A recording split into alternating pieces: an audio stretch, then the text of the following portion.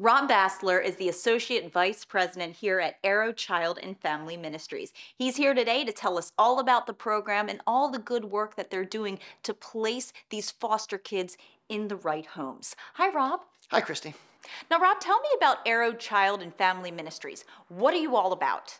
Our Child and Family Ministries is an agency that provides services to youth and families with a variety of needs. We provide residential care for teen girls in foster care. We provide foster homes. We provide in-home therapy and supports to families in crisis. And we provide special education services. Now, Rob, how large is the organization? I know it's not just Harford County. We serve about 400 kids a year. How many foster youth are in Harford County? Because from what I understand, the number is pretty high. Right now, there's about 160 youth in Harford County who are in foster care. A lot of those kids can be placed with relatives. Many are placed in foster homes kind of in Harford County. But unfortunately, there's not enough homes for all the youth in care in Harford County. So some youth have to be placed in foster homes or in placements outside of the county. And we know that for youth in care, they do better if they are placed closer to home, closer to their family. So we really have a great need in Harford County for more foster homes. What are some of the reasons that youth do enter foster care? For the most part, youth enter foster care because they've suffered from neglect. Other kids we enter because of physical abuse or sexual abuse. Many of the kids also have mental health issues that stem from their family history or their histories of trauma. Does Arrow have other programs throughout the state that also support foster? No, but even here in Harford County, right now we have our Crossroads Transitional Living Program, which is a residential program for young foster women that helps them get ready to be out of foster care. So we focus a lot on making sure they finish high school, getting a college education, getting work experience, and getting the skills they need to live successfully on their own. We also offer a program called Family-Centered Treatment, which is an evidence-based approach that provides intensive in-home family therapy for youth and the rest of their family to prevent them from having to enter foster care in the first place. And we also have 3 special education schools, 1 here in Harford County and 2 in Baltimore County. I know that you reach out and you help as many kids and families as you can. How many out there do you think still need help? There's a large number of kids who can't be placed in the county. So really what we need is people to consider opening their homes to foster youth.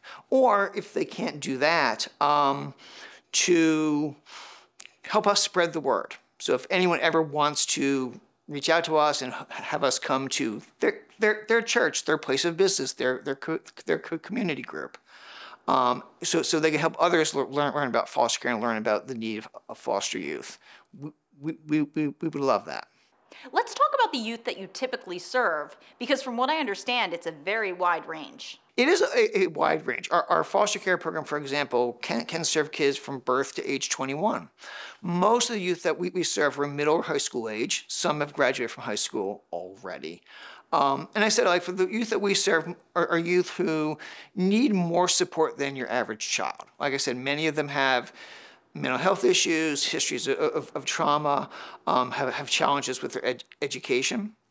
But what we do is we provide significant support to families so that they feel equipped and supported to help these youth manage the challenges that they have. And I'll say for the work that our families and our staff do is really inspiring, because the foster youth nationally, only about 60% graduate from high school on time. At Arrow, that number is around 90%. We've had kids go off to college, go to trade school, enter the military, be reunited with their biological families, or even be adopted. And that's all through the work that our foster homes and staff do. Now, Rob, anybody that's interested in becoming a foster parent or just maybe learning more about the program, how can they do that?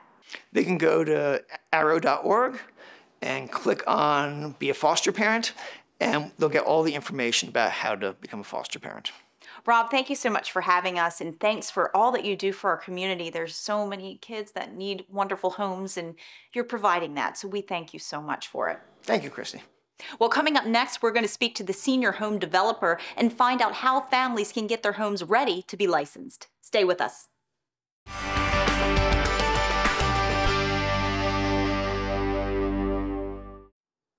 Marlene Villarreal is the senior family home developer for Arrow Child and Family Ministries. She's going to tell us more about how they pair up the foster families and how you can get your home ready to be licensed. Hi, Marlene. Hi. Now, Marlene, you're a foster home developer. What exactly does that role entail? Yes, so family home developer or foster home developer is a person that helps a person become a foster family. So it could be a single family or a couple that want to become foster parents, and we help them get to that licensing process. Now, you get families help to get their homes licensed. So how does that whole process work? It's a little bit of a lengthy process, but they have to go through trainings, have to submit a lot of paperwork, and almost like, applying for a mortgage. And after they've submitted the paperwork, they have to be interviewed by myself or by my coworker. We interview them, their family members that are living with them, including children, to get a sense of who they are, to see, what kind of child we can place in their home. What are some of the biggest challenges that the foster families and the kids go through? Because I know that can be complicated as well. Yes, it can be complicated, especially when we're dealing with outside forces, because there's inspections involved from the county or other places. So to help navigate that, making sure the clearances are come through. So all the things can be a little complicated for some folks who have never gone through that kind of information. And what kind of families can become foster parents through Arrow? Anyone 21 and over who has an open heart and a welcoming home. What would you say, from your vantage point, is the most rewarding part of being a part of the Arrow Family Ministries family? Oh, there's so many things. I do love what I do. I enjoy seeing families bringing in a child out from the outside into their home, either become adopted, custody and guardianship, or even if they age out, but just keeping that connection really is rewarding. That probably is the most rewarding. What are some of the most common misconceptions that you could tell us about foster care? Oh, that the parents are only doing it for the money, or that the children are all these horrible people, but they're not. They all have mental health challenges, but they're all looking for is someone to love. Someone to love them, for them to love. It's just, that's all they're really looking for, because these kids have been through so much trauma and rejection that having an open, loving home is all they're looking for. You've helped so many families. Talk about some of the families that have really thrived. Oh, the ones that have really thrived have been the ones that are open to suggestions from their case managers, or open to outside help like therapists and other from the community.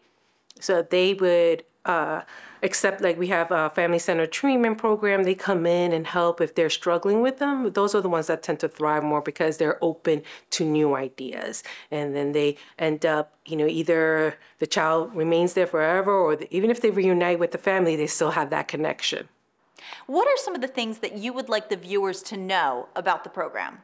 That it is very rewarding, but also very hard. It's not an easy thing, but it is extremely rewarding to have a home open for a child. Marlene, thank you so much. It's so great to see all of these kids being placed in loving homes, and we have Arrow to thank for that. Thank you, Christy. Appreciate it. Now, what is it like to be a foster parent? We're going to find out next. Stay with us.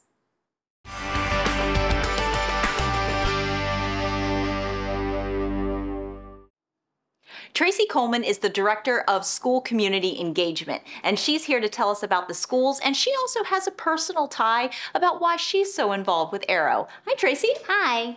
Now, Tracy, talk about your role with Arrow Child and Family Ministries. You've been with them for a while. So my job with Arrow is to let the community know what exactly it is that Arrow does and hopefully make them want to get involved with us. One of the things that is very important to Arrow is making sure that the children out there that are underserved and come from hard backgrounds kind of get a level playing field when it comes to, you know, their home life, their studies, and being successful. If we can help them be successful now, that will make them branch out and be successful in the communities that they're placed with. Now, Tracy, we were talking off camera, and you were a foster child yourself. That's correct. I was a foster child, and thank God for the foster parents that I have. Most kids that are foster kids, believe it or not, less than 3% of children who are foster children actually ever go on to complete college or even go to a trade school. I was lucky enough that I have the support that I have been able to do that. What was the experience like for you going into foster care? Going into foster care is it's traumatic in and of itself. So you've already experienced some kind of trauma that has removed you away from your parents and from the life that you knew. Even though it is not a normal life or a safe life, it's the only life you knew. So you're going into a home and you're being placed with strangers. You many times are walking in with a bag. When you hear people say, you know, they don't have luggage, you don't. You have your bag if you're lucky enough that your worker was able to get stuff. And you're going into the home and you're angry at the world, you're angry at your parents, you feel like, you know, the world has betrayed you and you have nothing of your personal life that you had. And you're walking into a home and, you know, you're thinking, okay, what do these people want? They can't obviously want to support me. What do they want? Why are they doing this? Or, you know, you have all these thoughts and it can be overwhelming. For a child, for a teen, it is very overwhelming. Now, what advice would you give to someone that's just about to enter foster care? For a child ready to enter foster care, I would say that no, this is only a season. And that the best thing that you can do for yourself is to definitely pursue your education and put the effort into building yourself up and getting well. It can feel like you're betraying your family, and I know that sounds so crazy, but it can honestly feel like that you're betraying your family if you acclimate to the foster care home. Foster care people, trust me, they're not doing it for the money. It's not for the money. It's for the love. It's for the support. They want to help you, and you just give them that chance. Just give them that chance. Now, we gave the advice to the kids. What advice would you give to the parents? So for the foster parents, I would say please operate with grace and know that this is the trauma that they've gone through has already tainted a little bit of their interactions with you, but they need your love. They need your support. They need to feel like they belong. And for me, that is one of the biggest things. Even to this day, I need to feel that I belong to something bigger because you feel lost. So just making them feel like they belong there and that you're there for them is going to make a world of difference. Tracy, thank you so much. We are so lucky to have people like you in our community that are just so willing to give a hand and, of course, share their personal experiences. So we thank you so much for that. Thank you. Well, coming up next, we'll hear more from some of the people that are involved with Arrow and why they stay involved.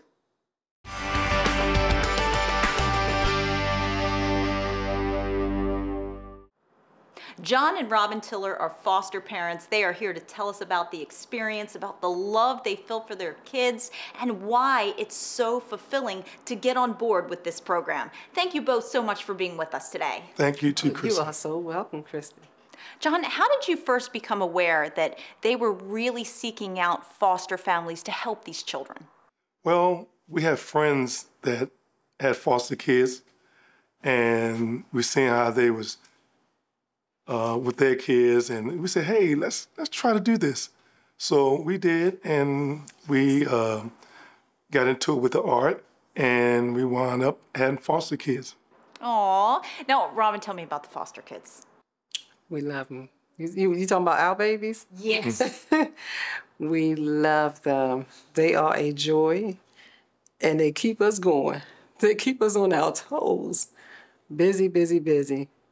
But that's the way that we like it, right? Yes, love our babies. Now, John, what first inspired you to do this, to become a foster parent? I know that you said you've had friends that have done it, but why did you think it was a very good fit for you? Well, the art, like I said earlier, the art, friends of ours dealt with the art, and we asked them who they were dealing with, and they said the art. And we watched them how they was dealing with the kids, and we noticed the art very supportive with the family and the kids. And we said, let's go with the art because they was very supportive and they very helpful in everything that they do.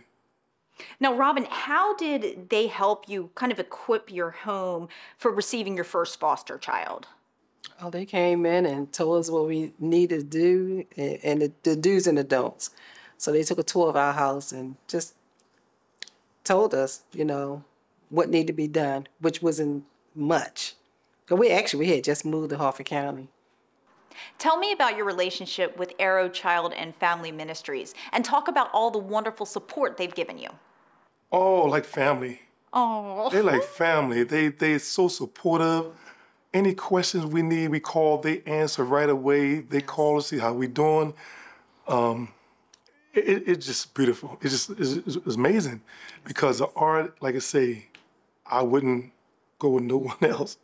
Art is just beautiful. You know, they supportive. They call us, see how the kids doing. They check on us. If we need anything, they're there to help us. And that's what's the greatest part about the art. Oh, absolutely. And Robin, what would you say makes it the most fulfilling for you? The joy, to see that the kids, you know, put a smile on their face, a smile, knowing that we are making a difference in their lives, and how people in the neighborhood told us how, you know, it's such a blessing, the change they see in the kids. John, in your opinion, why should parents foster? They should, to get in the kids' life, to let them, you know, let them know that the kids, as far as art, let them know that the kids, you know, need them. Yes. You know, they really need them. And once you get into it, oh, you can't get out of it. It's just amazing that they're yours. You know, they're yours. You want to keep them. You know, just want to keep them. They're so lovable. John and Robin, thank you so much. I wish there was more people like you that would just welcome children into your home, and it just sounds like it's been a wonderful experience. Wonderful. Yes, it has. Well, as you can see, fostering is such a great experience, so we're going to hear more about how you can foster someone and why you should coming up.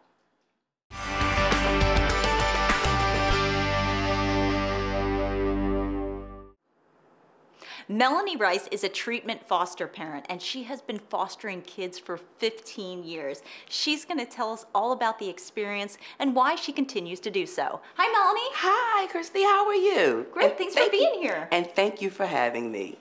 Melanie, how did you first become aware that there was such a need for foster homes in our county? I really wasn't aware. I knew I had a need, and my need was to help children. I didn't know that the county needed a need. I got divorced, and I was lonely. So tell me about the experience so far and about your foster kids. I've had the gambit. I usually do the older girls. I only do girls. I usually do the 18, 19, 20, because I'd like to prepare them for independent living. But here lately, I've had the 14, 15s, and 16s, and they're a little bit more challenging, a lot more challenging. Being a foster parent, talk about the experience so far. Oh my goodness gracious, watching the kids, whatever level they're on, I like to take them to the next level and the next level. Let's just say they come in, I've had kids come in, they've never had a Christmas before. Oh. So you give them a beautiful Christmas. You have kids that come in that's never celebrated their birthdays. So you give them the birthday stuff and shower them with love. That is what makes the difference. I know that it can be very challenging to be a foster parent, but it can be very rewarding as well. And I'm just going to ask you to elaborate on that. The rewarding part is when you see them be successful. They go to school, they go to college, because foster care will pay for that. Foster care will pay for them to go to college, when they go into a certification program, when they're reunited with their families. That's all big successes. when they can go to independent living and be successful. Talk about your foster children. How many do you have? Oh my goodness, I've been doing this for 15 years. Wow. So I've had quite a few. And what has it been like working with Arrow Child and Family Ministries? Arrow is very consistent with you. When you need help, they give it to you. They don't micromanage. You know what I mean? So if we have something called a family support group. So if you need anything, there's someone that comes that says, hey, what's going on? Can I help you? Reach out, the whole nine. You don't feel like you're doing it by yourself. You never feel like you're alone, ever. What is the hardest part about it for the kids? Moving homes, moving from home to home, because you never know what you're gonna get or what to expect when you're in a new environment. And what advice would you give to a parent that is doing this for the first time? Pay attention to your trainings. Trainings are vital. Sometimes you think that it's little and it's small and it's insignificant, but actually it can be very monumental. I'm going to just give an example, medication. We have specific rules for medicine. You just can't leave it out. You know, you have to lock your medicine up. So my advice would be to follow your training and follow your heart and don't do it for the wrong reasons. Because a lot of parents, they get in it for the wrong reasons. You have to have a love for the kids. You have to want to give back. And what would you say is the best part for you about fostering? Just watching them grow. Right now, I have a young lady who's very, very challenging. So my expectation is not a whole lot. My expectation is a smile. That's it. I'm not saying that I don't want you to go to college, but right now, I just want to smile. I want you not to be depressed. I want you to not be in a fetal position today. So if we can do that, I've conquered the day.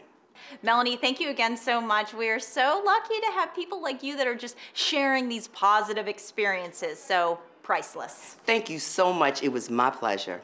Well, as Melanie has said, she works with Arrow Child and Family Ministries, but the ARC Northern Chesapeake is also a partner. So we'll hear more about that coming up.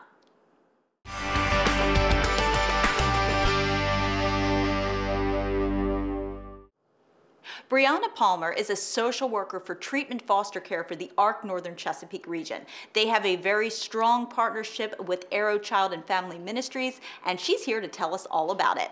Thanks for being here. Thank you for having me. Tell me about your partnership with Arrow Child and Family Ministries. I mean, how did this first come about? Well, really, Arrow and the ARC are two of the biggest in Harford County and Baltimore County for treatment foster care. So we really share some of the same issues of finding foster parents. And Steve, my director, is really great at just making connections with CASA, Harford County DSS, and then reached out to Arrow like, hey, we're sharing some of the same problems. Like, what can we do to partner together to bring on more foster homes, to raise awareness about foster care? So that's what we've been doing with Arrow. We've done some podcasts together, outreaches with churches, and now here we're doing videos together. So like, we're really just trying to increase the awareness and bring our agencies together because we do a lot of the same things and we have a lot of the same support. So really just trying to see how we can reach new families. Well, that sounds like a wonderful partnership. But what about the impact on foster youth? Like, what happens when there's not enough foster homes available? So yeah, that's hard. It's really important, like finding homes. We try to find homes for kids that are in their county of origin. So when that can't happen, because we do have a shortage of homes, they're placed outside of their county of origin. Where they know as home, they'll be in different counties. They could be in group homes. Some kids are literally waiting in hotels and hospitals where they're really like, their hospital and the place is ready to discharge them, but there's nowhere to discharge them to. So they're just sitting in hotels with people that are coming there to check on them and be with them, but it's not a family. It's not a connection. It's not linking them to resources or putting them in the community to play sports. It's just holding them until they can find a family that can do that. What is the difference between traditional and treatment foster care? Can you kind of elaborate on that? Well, there's a lot of services that treatment foster care can offer than a traditional DSS foster home, but I think the biggest impact that TFC makes is the relationship. I think in TFC, it's really a family. you're not working with a different worker every time you have a new placement. Most of the time, I've been with some of my families for 5 years. Like, it's the same worker. Like, we're training you, we're hands-on with you, we're coming to your home multiple times, whether you have a placement or don't have a placement. We're inviting you to dinners and stuff. Like, we're a family. And that's really what treatment foster care is. It's like we're more intimate. Oh, absolutely. And then the support that the agency gives to the treatment foster parents. Yeah. It's incredible. Yeah, it's a big difference. DSS, they're really just, they have so much. Every child who comes into foster care is with a DSS worker, so their caseloads could, I don't even, up to like 20 kids or so. And so with treatment foster care, we can offer more one-on-one support. Like I said, we'll have more visits with you. We can help with transportation to appointments. 24/7 emergency support. If you need the on-call worker, somebody's always there to answer your call. More training. We also do what's called a difficulty of care stipend. So we recognize that kids in our program, they sometimes have more appointments. They have to go to the doctors more often, or therapy, or psychiatry. They have IEPs and 504s and FBAs and all these words and acronyms that make no sense, but they require a higher level of care. So we give our families that difficulty of care stipend to kind of understand that these kids can be challenging and that these funds will help with getting them to those extra appointments and getting them to those extra services that they need. So that's one of the ways that we do help. And then you get an extra social worker. So you have one extra person in the pot that's really just helping with everything that needs to be done that maybe DSS can't get to as quickly, but we can because we don't have as much of a caseload. If someone wants to be a traditional foster care parent instead of treatment, how do they do that? So when you're going through DSS, you're really just going to your local DSS agency. So if you're in Harford County, you're going to Harford County DSS, and they have their trainings that are on a specific time frame. So you go when their training's available. Whereas with treatment foster care, we have training whenever you're ready. If you're ready to go tomorrow, we'll get you in training and get it certified within 120 days. So it's a little different onboarding too. We'll get you certified a lot faster usually than DSS can, just because of again, that small, intimate environment that we can provide. Thank you so much for being with us, and thank you for clearing a lot of this up between the traditional and the other types of foster treatments, because a lot of people don't really understand them, but your agency does so much to educate our community, so we thank you so very much for that. Thank you so much for having us. We appreciate all these opportunities to spread awareness. That's what we're here for.